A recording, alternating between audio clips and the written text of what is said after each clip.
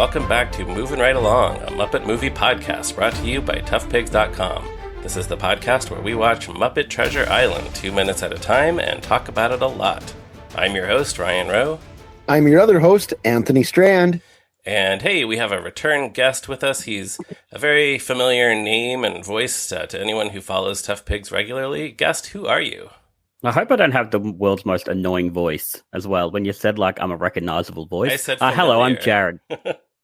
Familiar, recognizable, same thing. Because people have heard you on so many other Tough Pigs podcasts. That's it. On toughpigs.com. That's me. I once had someone tell me I had the most annoying voice they'd ever heard. Oh, no. That can't be true. Yeah. So to your face? Yeah. Yeah, at an old job, I had to do something over the PA. And a guy came up and said, "You have the most irritating voice I've ever heard in my life." Oh, no. I was like, "Thanks, mate." Well, yeah, I mean, Cheers, you could no wear worries. that as a badge of honor. Yeah. That's why I do podcasting now. Did I let you finish saying your name and who you are? It's fine. They know who I am by this point. Jarrod Fairclough, toughpigs.com. Hey, welcome. Thanks for being with us. That'll do. And today you are here with us to talk about minutes 29 and 30 of Muppet Treasure Island, in which Captain Smollett boards the Hispaniola and Rizzo sells tickets to a cruise. So we begin with Rizzo and Gonzo still laughing at Rizzo's joke from last week about how Captain Smollett is a frog, so he might get hopping mad. Our guest last week, Carolyn Wiesner, referred to this as a Jim Lewis joke. And Rizzo's laughing at that Jim Lewis joke so hard. Yeah, still real laughing into at it. A week later here. And I did notice Jim looks like sort of mildly amused, like, there they go again. Like he knows, this is his friend's sense of humor. I remember when I was a kid watching that and thinking that he looks like he doesn't get the joke. Oh. Like he has a look of like, I don't get it. But now I look at him like, no, he's going, oh, that's it. That's a Jim Lewis joke. Right. It's a perfunctory smile, but he probably doesn't think it's that funny. But Gonzo does, so that's nice. I'm familiar with those smiles. So then Kermit I just got one off Anthony. Oh. Yeah, I'll admit to that. Sure. I'm glad you let our listeners in on that. That's true. You said something that was more like a thought than a joke. So I smiled politely because, sure, I've had that. I've been there. I agree with that thought. Yeah. Wow. You immediately illustrated your point perfectly. That's amazing. So then Kermit, as Captain Smollett, walks up the gangplank onto the ship. Just behind him, you can see a bunch of human extras in the background.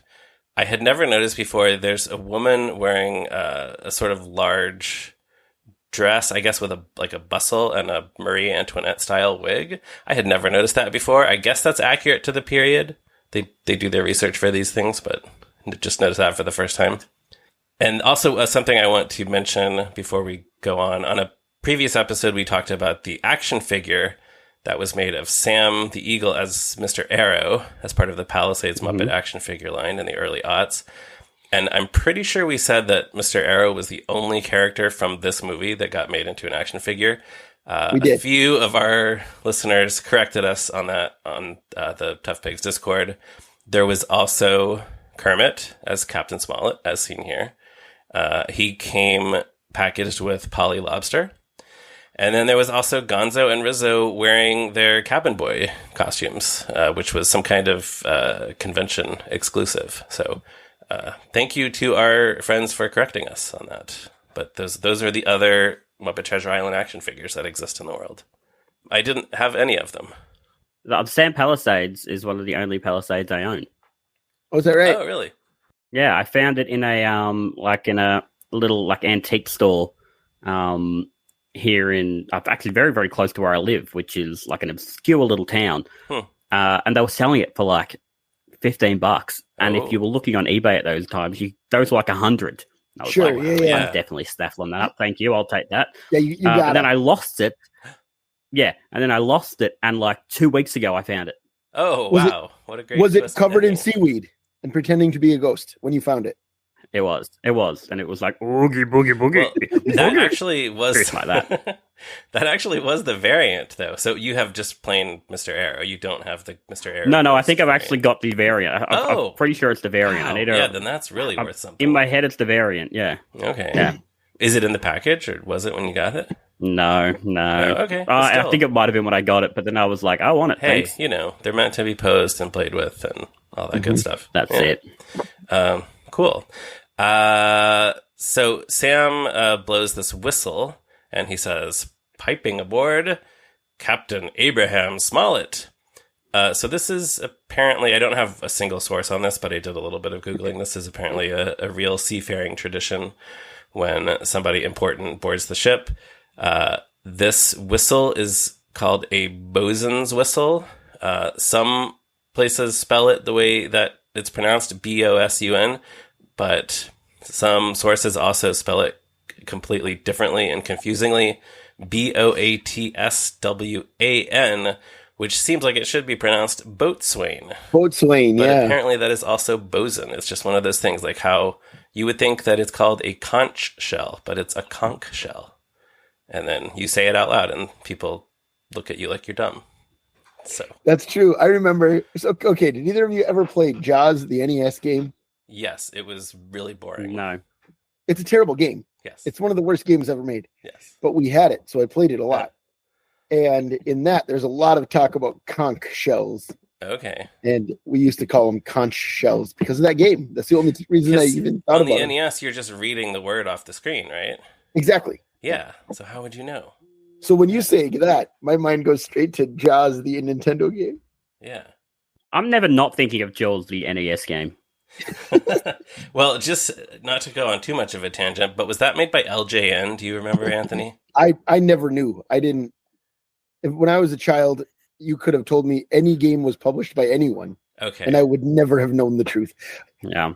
I just remember I played a few games that were made by LJN, and I think most of them were licensed properties, and they were all so bad. Like there was a Back to the Future game that was just dire. Yeah. Let's see. Dick Tracy, I don't know who made that, but that game ruled. I never played that, and I'm surprised I never played that because I loved that movie. Let's see. Jaws was indeed published by LJN Games. There we go. So there you go. Yeah. and Dick Tracy was not. So. Oh, okay. Fascinating. So, yes, Kermit greets... Sorry, can I interrupt for one moment? Yes. Just in my quest to make this the most visual audio medium in the world, I just have to say, the audience obviously can't see this. Ryan's holding onto a cat right now that looks so damn comfortable. I'm jealous. Yeah. Just look. There have been a few references to my cat, Morris, on this season of the podcast. He is very clingy. I can't... If I were to close the door and keep him out of this room, he would just meow incessantly the entire time we were recording. So I opened the door to let him in, and to keep him from jumping on my keyboard, I just... Hold him like a little baby. Yeah, pretty much. And as you were saying that, his eyes were just slowly closing. Yes. And I'm so jealous. It looks very comfortable. So Kermit greets Mr. Arrow and the crew, and he sort of lightly rests his hand on the railing of the ship as he comes aboard. And then as he walks away, Sam notices that Kermit's fingers have left a print in the dust. Before we get to that, I really like how dignified Kermit looks as he walks up the gangplank. He just his shoulders are kind of moving back and forth very regally, I feel, as he walks. It's not Kermit's usual walk at all. That's true. We all know that Kermit, when he walks, just kind of hops like a puppet. Right. And Steve is not doing that at all here. He's making him walk like a captain. And I think it's great. He's got like a regal swagger. Yeah, he does. For sure. Yeah, I hadn't really noticed. Is it anything like the way his Broadway producer kind of the way he strides into the room at Sardi's and Muppet Treasure? Yeah, it is. It is a little bit. With the shoulders sort of moving back and forth. When you described that, that's what I pictured. Well, I wonder if it's because he's wearing a suit. He's wearing. Oh yeah. Much more clothing in both cases than he normally does. Right. So that's just how he walks when he wears a suit. Mm-hmm. Me too. Yeah, so Sam notices the fingerprint in the dust. Sam freaks out at this. He says, I knew it. He's furious. And then he runs up to Sweetums, who was apparently in charge of railing dust, and tells him that it's 30 lashes, and then he has to walk the plank. Kermit says, I didn't say that. And Sam says, I was anticipating your will, sir. Wait, is it will or whim? I think it's whim. I've always heard whim. Yeah, I think yeah, whim. Right. So but Sam he really emphasizes that H as well. It goes whim. Oh yeah, it's that real Family Guy cool whip joke. Huh. That's true. It is. Yeah. He is going to murder Sweetums. Sam announces his intention to have Sweetums murdered. And like, how would this have gone if he'd actually tried to carry it out? Like, is there a version of this movie where Sam has the authority to kill Sweetums and doesn't get ripped in half? Well, yeah, I don't know. Sweetums is large, so he could have fought back. Right. But if it's all the crew forcing Sweetums to walk the plank, then I don't know. Yeah, Sweetums is the largest crew member by far, though. Yeah, so the plank would probably break very quickly as soon as he stepped onto it.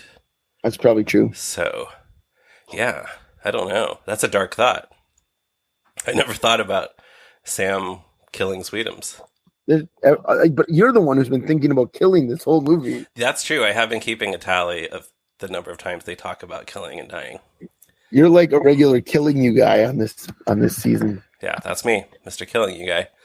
But no, I was going to say this role, or at least this version of Mr. Arrow, is compatible with Sam's typical character because it's not so far from the Muppet Show where he was so concerned with everything being wholesome and on the up and up.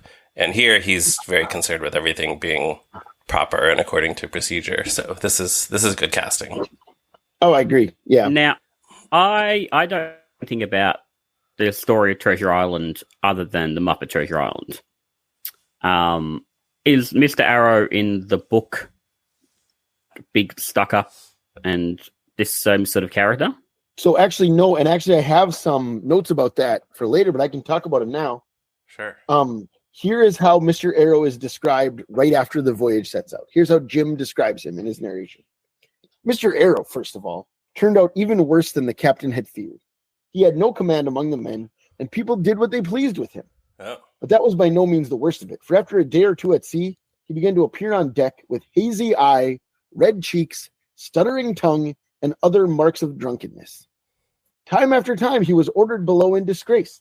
Sometimes he fell and cut himself. Sometimes he lay all day long in his little bunk at one side of the companion. Sometimes for a day or two, he would be almost sober and attend to his work at least passably. So he's the opposite of this. He's the complete opposite of the character that Sam has been cast as here. Yeah. Wow. All right. Then let me ask, who, as the Muppets, would you cast as book accurate Mr. Arrow? Someone who can be a bit of a drunken. Yeah, good choice. Lucy would be pretty good. Yeah. Maybe. Yeah. Yeah. I'm trying to think if there's another. I mean, honestly, I was going to say like George the janitor. I was like someone like that you Animal? can put that onto. Most likely to be drunk. Yeah, that's true. Yeah. So Kermit then says hello to the cabin boys, and he says to Jim, "I knew your father. He was a good man." Long John looks at Jim slyly and says, "This is shaping up to be a fine voyage." Yes, indeed. So I can't tell if you were trying to glide right over it. Our friend Joe Hennes is not here, of course, but right. I feel like I need to do his work and point out that I believe "I knew your father, Jim. He was a good man" is his least favorite moment in any Muppet movie. Oh, that sounds familiar. Yeah, he talks about it all the time. Oh, really?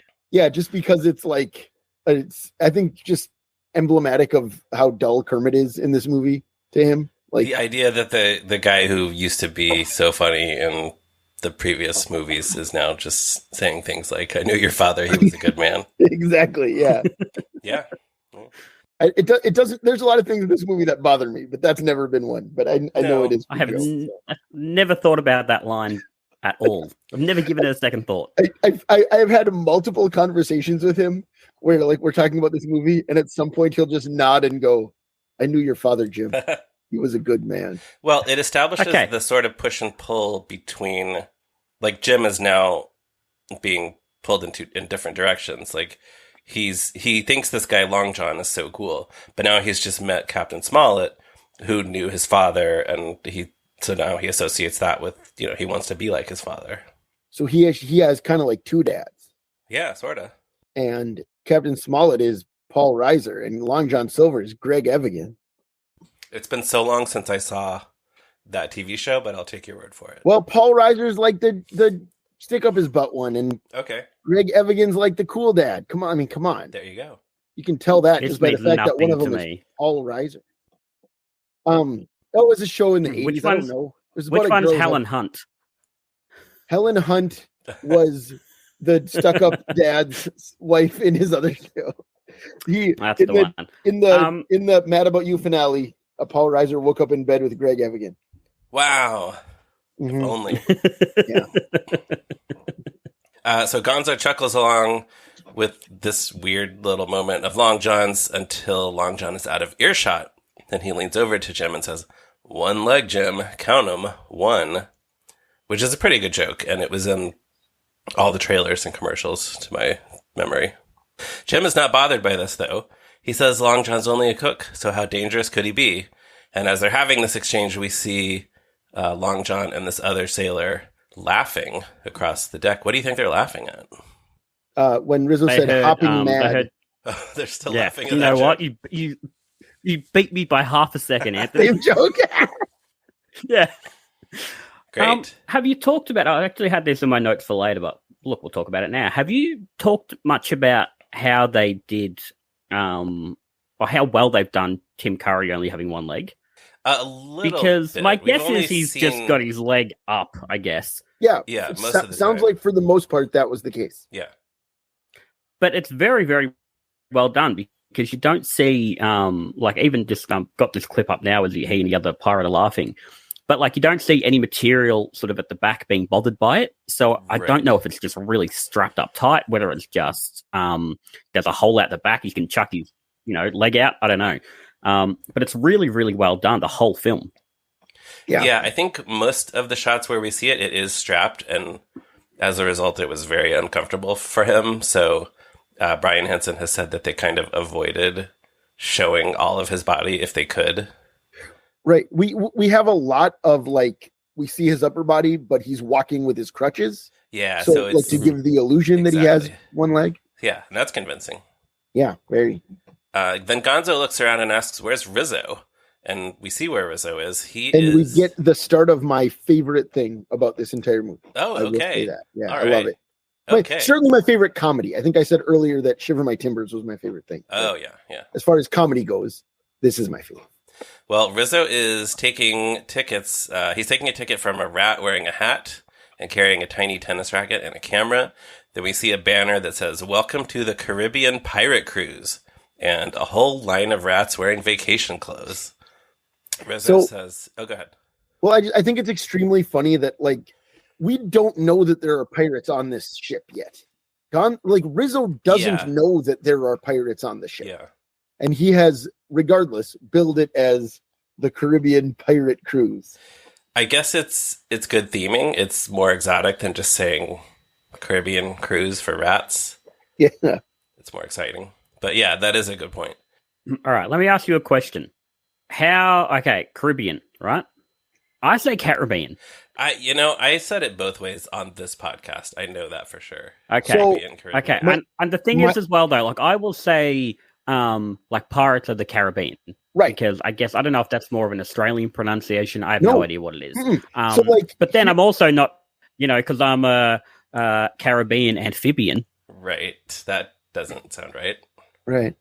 No, it's weird because, like, for me, always my whole life, growing up in the Midwestern United States, like, the region, I've always known the region as the Caribbean and the Disney ride and Disney movie franchise as Pirates of the Caribbean.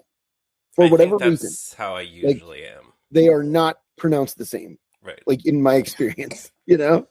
Even though that doesn't really make sense. Right, correct. All right, so the banner says, "Welcome to the Caribbean or Caribbean Pirate Cruise, depending on your preference." Rizzo says, "Remember, have your check made out to Rat Tours Limited. We put the rat in pirate." So he really is emphasizing this whole pirate thing. He's into it. Yeah. Which is also funny because Rizzo's so scared of danger, but he's really leaning into the pirate thing. Sorry, Jarrod. Full theming.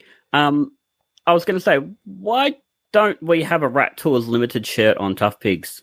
Oh, would it be recognizable enough? Well, that's what I thought, but I'm like, look, this is someone who made the Mr. Curly Twirly Appreciation Society T-shirt. By the way, none ever sold. Did you even buy one for yourself? No, okay. No, I did not. And then when I finally went to, Joe's like, I took it off, and I was like, yeah, it's not there anymore. No, it's not there anymore. But I don't know. I just feel like, especially for this, maybe while this podcast is running, might be worth doing.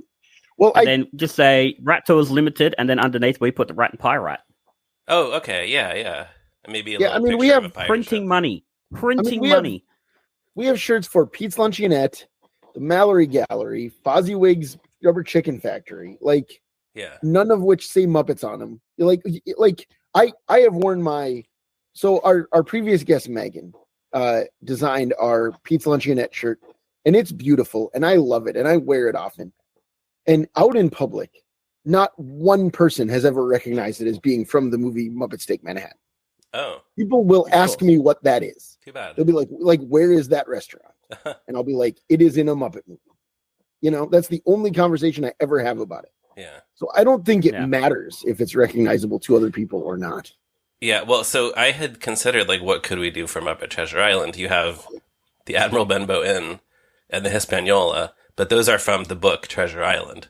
So those are Muppety. But this one, Rat Tours Limited, that is specific to this Muppet movie. So that you could be onto something. As you wrote in a report in college, it is specific to this Muppet movie. Yeah, I don't know if I've talked about that on the season yet. We have, because I brought it up in the first episode. Oh, okay. Yeah. Then I don't need to talk about it again. We can. I don't care. I always want to talk about it. I love it. I actually don't know what you're talking about. I had a college class where it was, I think the whole class maybe was devoted to adaptations of literature. And for my final paper, we just could choose any book and a film adaptation of it and write about the choices that were made and the differences between the book and the movie. And I chose Muppet Treasure Island, which was the easiest choice because it's so different from the book. I mean, I tried to make it sound smart, but it's one of the differences is that Ben Gunn is actually a lady pig. So, it practically wrote itself. What did you get for that paper? Do you remember? I don't remember. I think it was probably a B. I think it was a passing grade. It wasn't B for Benjamina. Yes, exactly. As one rat passes by, Rizzo says, "Thank you, Mr. Plagueman." And I just want to mention that was the rat that the aforementioned Johannes and I had a framed photo of back when we had a Muppet Treasure Island bathroom when we were roommates. We had a picture of Mr. Plagueman framed on the wall. I like to imagine that his name is due to being direct descendant of the rat who started the plague. Oh, he is, yes, I like that. He is fancy old money family. Yeah. I had never thought of this Muppet before, and then yesterday when I was watching these clips, I actually jumped on Disney Plus to read the subtitles because I'm like, what's he calling him? I've been thinking maybe it's a reference to some, producer or something, and I was like, oh, that'll be a fun little fact. And then I was surprised to find that he has his own Muppet Wiki page, Mr. Plagueman. Oh, yeah, he has a Muppet Wiki page. His wife's name's Donna. I learned that. Donna Plagueman. So that was fun. Donna Plagueman. And that they were quite big in the video game, the CD-ROM video game. Oh, okay. Yeah. Which I don't know if you've talked about, but we have on a whole podcast on that. Okay, you want to do a whole podcast just on that game? I'm your guy. I could run that thing in an hour. Awesome. We'll keep you in mind because we are planning to do an episode on it. We're planning to talk, more in depth about it later. Yeah, it'd be great to have you back for that. Yep. It looks like his wife Donna. It says she's named in the lyric booklet to the soundtrack. So she must be the rat who says margaritas at the midnight buffet later, right? Oh yeah. Like that's the only female rat with a solo line, right? I think so. A specific, one solo line. Yeah. Yeah, maybe. Yeah. We'll see. Donna Plagueman. Yeah. Where's that shirt on Tough Bigs? Anyway. A shirt that just says Donna Plagueman? The Donna Plagueman Appreciation Society. Okay, that'll be up tomorrow. Gonzo asks Rizzo what he's doing. Rizzo says, I figure if the treasure map's a dud, the trip won't be a total loss, financially speaking. So here we get a glimpse of this, this is the wheeling and dealing version of Rizzo, like we saw in Muppets at Walt Disney World and various other things. So he's not just the Rizzo who likes to eat. I do enjoy that Jim looks amused by this. Like he has like kind of a smile on his face, and Kevin Bishop, good at working with Muppets. I think he's just happy that Rizzo's into it finally. Like Rizzo's been complaining. Well, it might be the only time that sort of really anyone out of the main in the main story sort of references them, I guess. The rats. Oh no. Yeah, it references the rats. Although the only other thing I can think of is when Fozzie's tipping the port over the thing, and they come up and say, "You're peeling the paint off the shuffleboard." Right? Yeah. That's but you're right. They don't really interact. But otherwise, it's just completely it's a completely separate story. So, So there you go. They're just food for thought in the margins. Yeah. I'll be keeping an eye out for that now. So then, this is when Captain Smollett declares that this voyage has begun.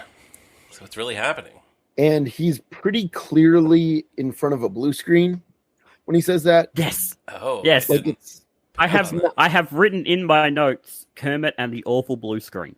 I must have been looking closely at that shot. Honestly, I find it kind of charming just because it looks so old fashioned. Like it looks like what that shot would be in the 1950 Disney Technicolor movie or whatever. Like it looks very 1950s process shot. But you think it is blue screen? It's not like a rear projection because that's what I do think it's blue screen. I would be very surprised if it was rear projection. Yeah, me too. First of all, I think it would look better if it was maybe. Like Ryan, you and I both recently watched Rebecca, Alfred Hitchcock's Rebecca. Yes. A movie with a lot of rear projection shots. Yeah, surprising. Where you would think that they would just shoot on location, but they had just put the actors in front of a rear projection screen. But like it generally looks pretty good, I think. Yes. In like a charming old fashioned way. Yeah. And this less so. Huh. Okay. Like I said, I like it because it's old fashioned. Is it just Kermit? Are there other characters in that shot? Just Kermit. He says that? Okay. Huh. It's just Kermit, but it also is like the only time in the film that you can really tell that there's a blue screen or green screen process shot. Yeah. And so I do wonder whether or not it was like a Jarrod, like a reshoot later on. That's what I was going to say. Maybe it was a last minute addition. It's not a green screen. Anthony. You know that. Come on. Oh, it can't be a green screen. Blue screen. That's what you said blue screen or a green screen. That's what you said. So I'm pointing out that it can't be green because the guy is green. Yeah, you can't shoot Kermit on a green screen. Listen. I've made a promise that I'll stop making jokes about firing the staff on these podcasts. You're like, but I'm actually going to fire you. I will fire you.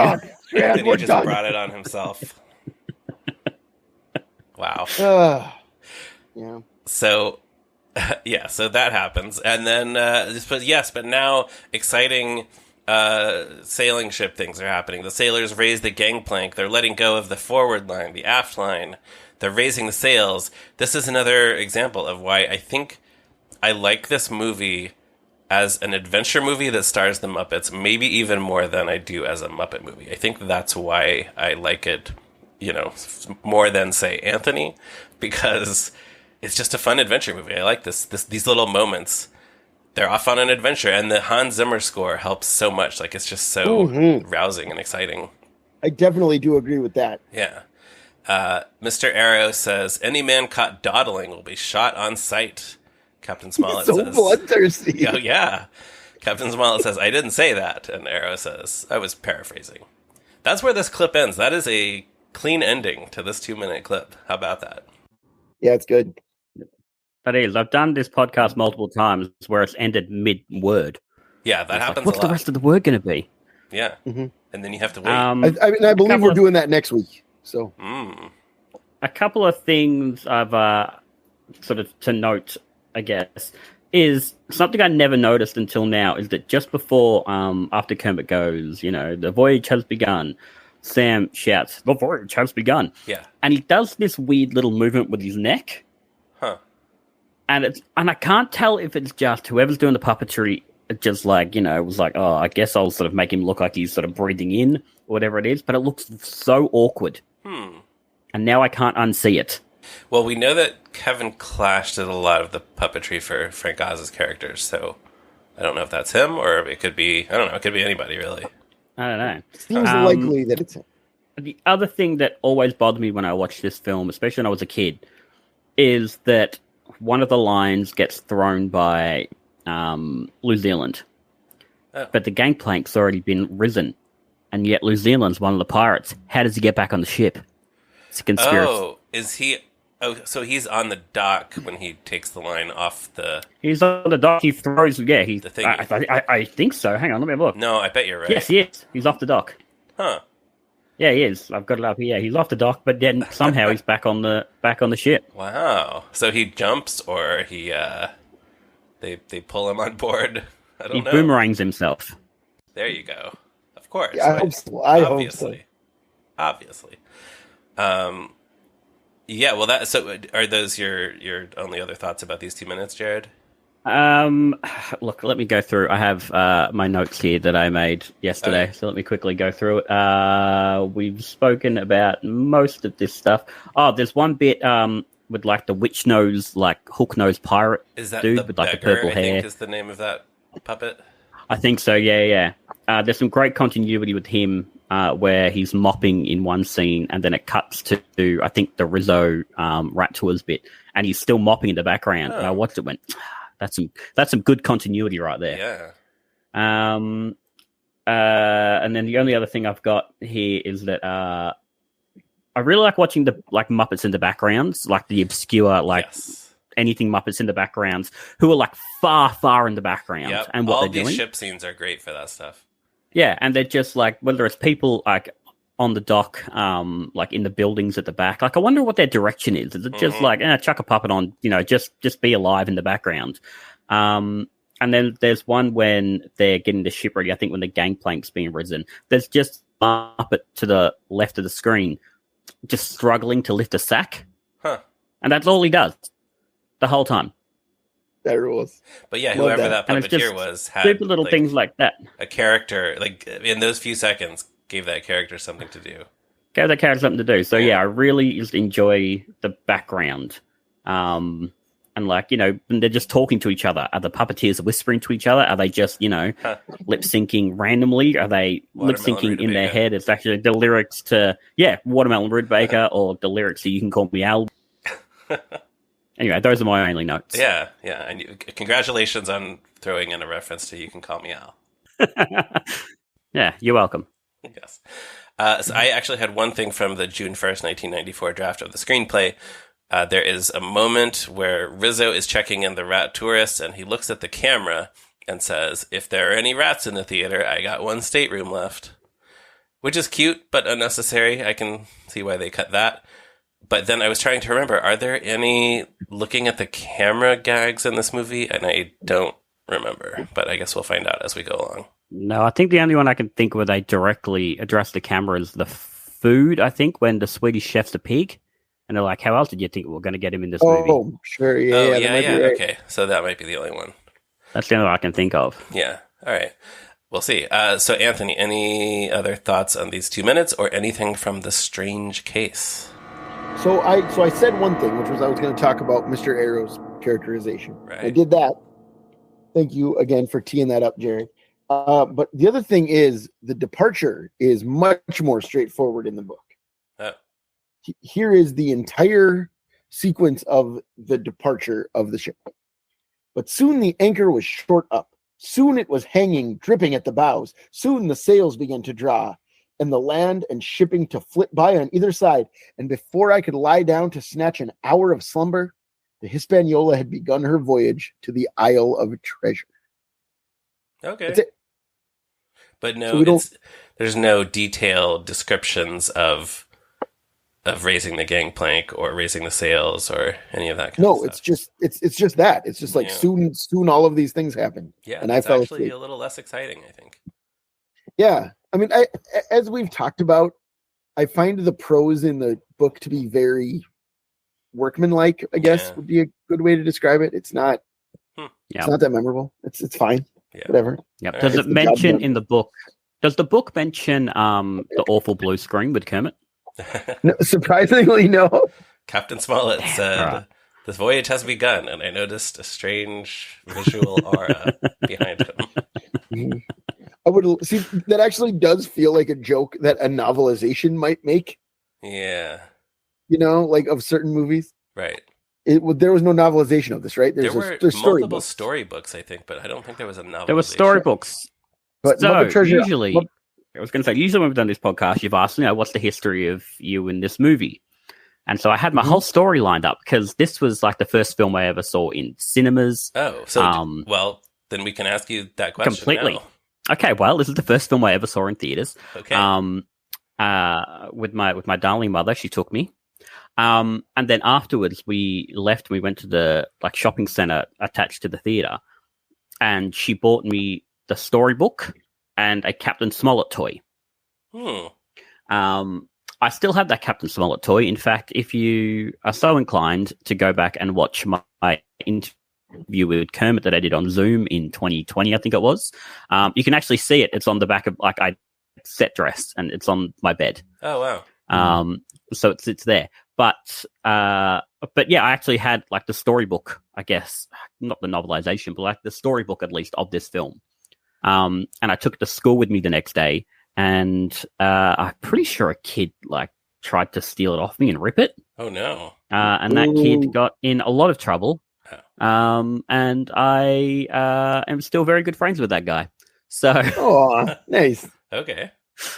So there you go. There you go. That's the end of that. But I remember her looking at, because Mum walked back and forth trying to find the soundtrack to this film, but I don't think there was ever an official soundtrack, was there? Oh, there was. Yeah, I had. I listened to it a lot, which I think is another reason why I have such. Yes, we just established that Donna Plagueman is named in the lyrics booklet of the soundtrack. Oh, of course there are.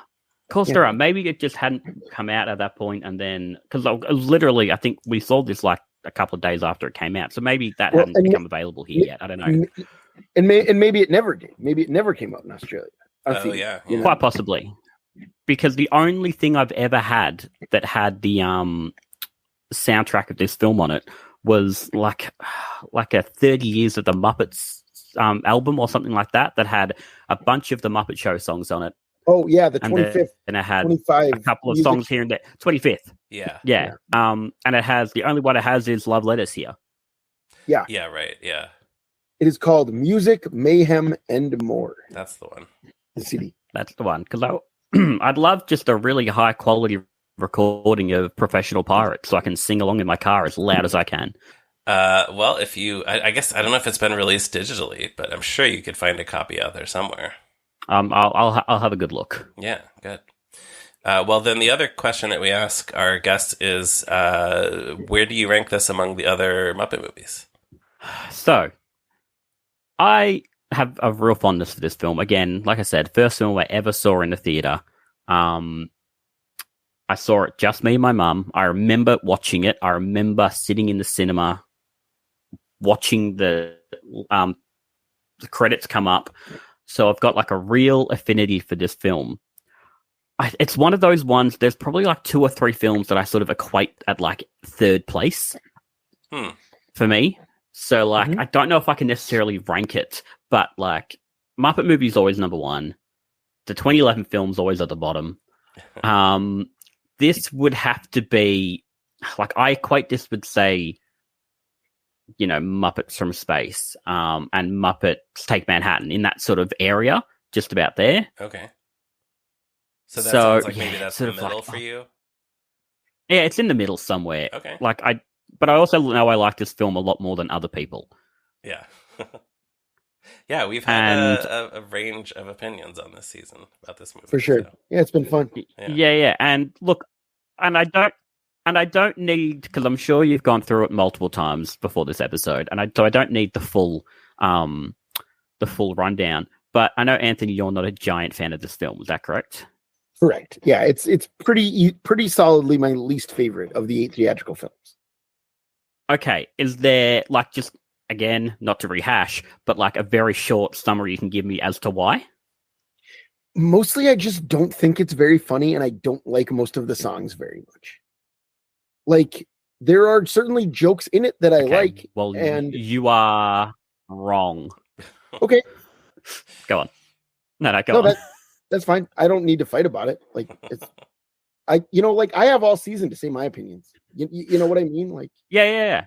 I want our guests to like the movie more than I do. No, that's fine. I wish I liked it. Position. Yeah, I wish I loved it. Of course you're happy that other people like it. Right. I have no interest in being here's why it's bad. Here's why you should hate it. No, I want good. You win. I wish I was on your side. You know? You were all prepared for an argument. I wish all my arguments ended with that. Yeah. No, not an argument, but more of a friendly debate, and then Anthony shut me down. So, well, that's fine. That's fine. If you want to talk more about why you like it, great, please do. Maybe I'll come back for another episode. Yeah, 7 days. Maybe you'll join us for next week's episode. How about that? Maybe. All right. Well, then, on that tantalizing note, we can wrap things up for this week. Jarrod, thank you so much for joining us. Thank you very much for having me. Yeah. And listeners, let's see. What am I saying next? As always, thanks to Morgan Davy for our show's logo. Listeners, you can find Tough Pigs on the internet at toughpigs.com. We are also all over social media, as well as Patreon and TeePublic, where, who knows, you might find a Rat Tours Limited shirt one of these days. You can also check us out on the Tough Pigs Discord server. You can email us at movingrightalong@toughpigs.com. I'm on Letterboxd at Movies Are Neat. Anthony is on Letterboxd at Zeppo Marxist. I'm on Blue Sky at Me Ryan Rowe. Anthony is on Blue Sky at Durwood Clapper. Jarrod, tell our listeners where they can find you online. You can find me, obviously, on toughpigs.com. I am on all those, but now I don't remember my things. Tell you what, I don't remember the usernames, but come back next week and I'll have figured them out by then. Okay, now that's a reason to come back. So, okay, yeah. Then, listeners, please tell everyone you know to listen to the show, and join us again next week for another episode of Moving Right Along. Goodbye. Thank you, Mr. Plagueman.